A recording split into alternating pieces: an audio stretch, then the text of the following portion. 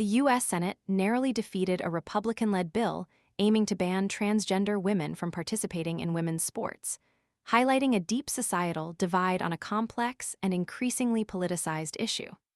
The 50-145 vote, largely falling along party lines, showcased the stark contrast between Democratic and Republican approaches to transgender rights and the role of politics in sports.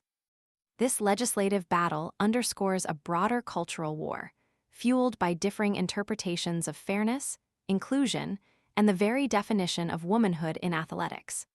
While the bill's defeat was a victory for transgender rights advocates, it also revealed the significant public opposition to transgender women competing in women's sports. A recent New York Times/Ipsos poll revealed that a striking 79% of Americans oppose transgender women's participation in women's sports, a statistic Republicans heavily leveraged in their campaign to pass the bill. Republican Senator Joni Ernst encapsulated this sentiment, posing the question, why don't Democrats agree that only biological women should compete in women's sports? It's common sense. This statement reflects a core argument underlying the bill, that transgender women inherently possess a biological advantage, thereby undermining the integrity and fairness of women's competition. This perspective often overlooks the complexities of gender identity, hormone therapy, and the individualized variations in athletic ability, focusing instead on a perceived binary and simplistic view of biological sex. Democrats, however, framed the bill as a cynical political maneuver, a distraction from more pressing issues facing the nation. Senator John Hickenlooper of Colorado dismissed the bill as addressing an infinitesimally small group of people, emphasizing the disproportionate focus on a relatively minor issue compared to other societal concerns. Senator Gary Peters of Michigan echoed this sentiment, highlighting the vast number of female athletes compared to the few individuals impacted by this specific debate. He suggested the issue was being artificially inflated for political gain, arguing that Republicans were attempting to exploit a societal concern for partisan advantage. The debate extends beyond the simple question of fair competition. Underlying this issue is a fundamental clash regarding the rights and inclusion of transgender individuals within broader society. The bill's opponents argue it represents a discriminatory attack on a vulnerable minority group, fostering a climate of exclusion and prejudice. This perspective emphasizes the importance of creating safe and inclusive spaces for all athletes, irrespective of their gender identity. The Republican push also coincides with a pattern of increasingly restrictive policies targeting transgender athletes under the previous Trump administration. A State Department directive, unearthed by The Guardian, revealed that visa officers were instructed to apply a permanent fraud bar against foreign transgender athletes, raising concerns about potential discrimination and the weaponization of immigration policies against a specific group.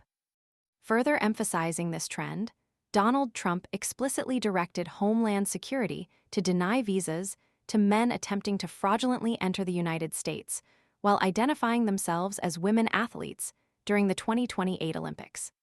These actions are viewed by critics as a direct assault on transgender rights and a blatant attempt to use immigration laws to further political agendas. Democratic Senator Ruben Gallego offered a powerful counterargument, urging candidates to focus on substantive issues that directly impact the lives of everyday Americans. He warned that prioritizing divisive social issues, such as this bill, could ultimately be detrimental to a candidate's prospects, suggesting that a focus on improving the lives of ordinary citizens is a more effective political strategy. Gallego's assertion implicitly criticizes the Republican strategy, highlighting the prioritization of divisive issues over more tangible concerns like economic opportunity, healthcare, and education. The Senate's rejection of the bill offers a temporary reprieve for transgender athletes, but it doesn't resolve the underlying societal tensions. The intense debate underscores the need for a more nuanced, inclusive, and fact-based discussion about transgender inclusion in sports, moving beyond the divisive rhetoric and acknowledging the complex interplay of biological, social, and ethical considerations. The ongoing debate is likely to continue, shaping future policies and influencing the broader conversation about transgender rights and inclusion within the sporting world and beyond. The debate also highlights the critical role of sports as a microcosm of broader societal struggles, reflecting and amplifying prevailing cultural values and anxieties. The outcome of this Senate vote, while significant, represents only one chapter in a much larger and ongoing conversation about gender identity, fairness, and inclusion in a constantly evolving world. For transgender athletes, the fight for equal participation and acceptance continues, demanding further dialogue, policy reform, and a commitment to fostering inclusive environments within the sporting arena.